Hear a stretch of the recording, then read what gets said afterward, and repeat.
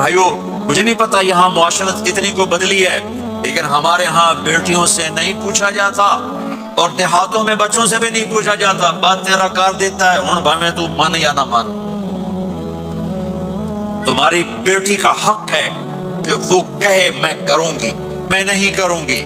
تمہارے بیٹے کا حق ہے وہ کہے میں کرتا ہوں، میں نہیں کرتا۔ اللہ کے واسطے ماں باپ سے کہتا ہوں جبر مت کرو، جبر مت کرو۔ بچوں سے کہتا ہوں اللہ کے واسطے لو میرج کے چکر میں مت پڑو، یہ دھوکہ ہے، یہ خواب ہے، یہ خواب ہے۔ زندگی اخلاق سے گزرتی ہے، شکلوں سے نہیں گزرتی، شکل و صورت سے نہیں زندگی گزرتی، اخلاق سے گزرتی۔ بچوں سے کہتا ہوں ماں باپ کی پسند کو سامنے رکھ کے شادی کرو۔ لو میرج چند دن کا خواب ہوتا ہے، پھر لڑائی کے سوا کچھ نہیں ہوتا ہے۔ اپنے ماں باپ کی مشورے سے، ان کی رائے سے شادی کرو، برکت ہوگی، ان کی دعائیں ملیں گی۔ ماں باپ سے کہتا ہوں اولاد کی رعایت کرو، ان پر زبردستی مسلط ایتھے ہی کرنی ہے اور نہیں کرنی، ایتھے ہی۔ یہ ظلم نہ کرو، یہ ظلم نہ کرو۔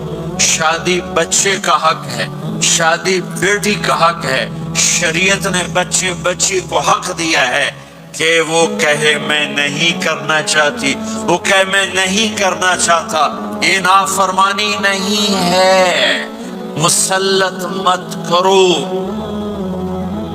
میرے نبی نے کہا میں نے جہاں بیٹی دی پہلے آسمان سے فرشتہ آیا، میں نے جہاں شادی کی پہلے آسمان سے فرشتہ آیا۔ ٹھیک ہے، حضرت فاطمہ کے لیے ابو بکر پیغام لائے، انکار کر دیا۔ عمر پیغام لائے، انکار کر دیا۔ علی پیغام لائے، جبریل آ گئے کہ اللہ فرما رہے ہیں فاطمہ علی کی ہے۔ کہ یا رسول اللہ آ کے بولی نہیں، چپ۔ آپ نے کہا علی کیسے آئے؟ چپ۔ پھر آپ نے خود کہا فاطمہ کے رشتے کے لیے آئے ہو؟ کہا جی ہاں۔ تو آپ نے کہا انشاءاللہ۔ جبریل کے آنے کے بعد بھی کہا انشاءاللہ، یہ نہیں کہا بس ٹھیک ہے ہو گیا ڈن، وہی آگے یہ ڈن، نہیں نہیں نہیں نہیں۔ آپ اٹھ کے گھر چلے گئے، علی باہر نکل گئے، باہر صحابہ کھڑے تھے، کہنے کے کیا ہوا؟ علی کہنے کے انکار ہو گیا۔ وہ کہنے کے کیسے؟ کہ کچھ کہا ہی نہیں۔ عبد الرحمن بن عوف کہنے کے کچھ کہا تھا؟ کہ انشاءاللہ کہا تھا۔ کہ بس پر ہو گیا، ہو گیا۔ یہ انشاءاللہ کیوں کہا؟ ہاں کیوں نہیں کی؟ آپ گھر گئے، کس کو بلا رہے؟ فاطمہ۔ کون؟ جنت کی عورتوں کی سردار، حسن حسین کی ماں۔ جنت میں نور کی چمک اٹھے گی، جنتی پوچھیں گے یہ نور کیسا ہے؟ کہا جائے گا اوپر کی جنت میں علی و فاطمہ مسکرائے ہیں، ان کے داندوں کے نور سے جنت جگمگائی ہے۔ آپ نے کہا بیٹی فاطمہ علی کا رشتہ آیا ہے، ہاں کر دوں؟ اللہ اکبر، اللہ اکبر۔ کیا فاطمہ نے انکار کرنا تھا؟ کیا فاطمہ نے انکار کرنا تھا؟ بیٹی علی کا رشتہ آیا ہے، ہاں کر دوں؟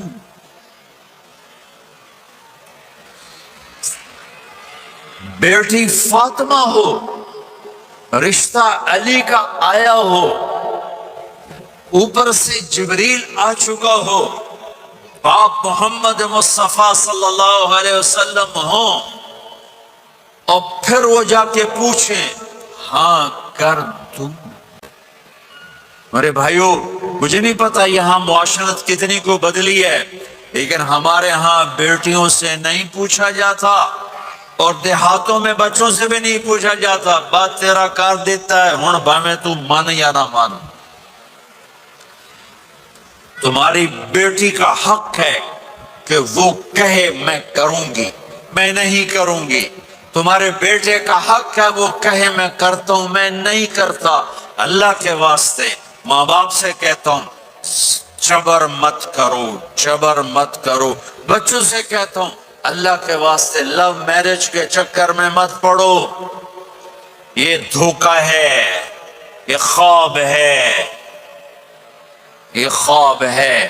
زندگی اخلاق سے گزرتی ہے، شکلوں سے نہیں گزرتی، شکل و صورت سے نہیں زندگی گزرتی، اخلاق سے گزرتی ہے۔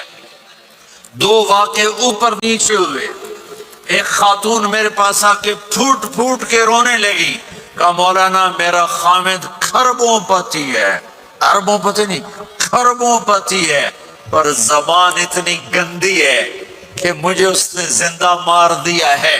اور چند دن کے بعد ایک نوجوان ملا، اور مولانا زندگی کی ہر دولت موجود ہے، پر میری بیوی کی زبان بہت گندی ہے، میرا گھر برباد ہو کے رہ گیا ہے۔ ایک جگہ عورت کی تیزی نے گھر کو آگ لگائی ہوئی ہے، ایک جگہ مرد کی تیزی نے گھر کو آگ لگائی ہوئی ہے۔ گھروں کی آبادی اچھے اخلاق سے ہوتی ہے۔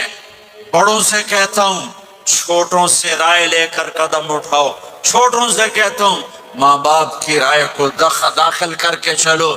اگر دونوں میں اختلاف ہوتا ہے تو پھر اپنے تو ماں باپ سے کہتا ہوں اپنے بچوں کی رائے کو ترجیح دو، زندگی انہوں نے گزارنی ہے۔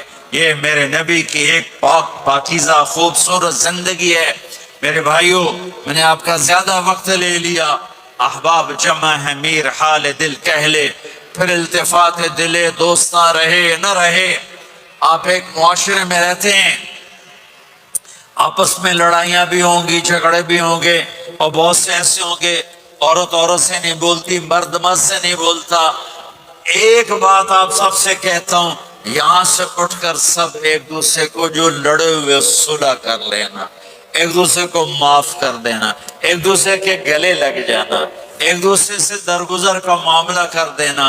اور خامد اور بیوی اگر لڑے ہوئے ہوں تو ان کی صلح اتنی طاقتور چیز ہے کہ ان کے صلح کرتے اللہ ان کے پچھلے سارے گناہ معاف کر دیتے۔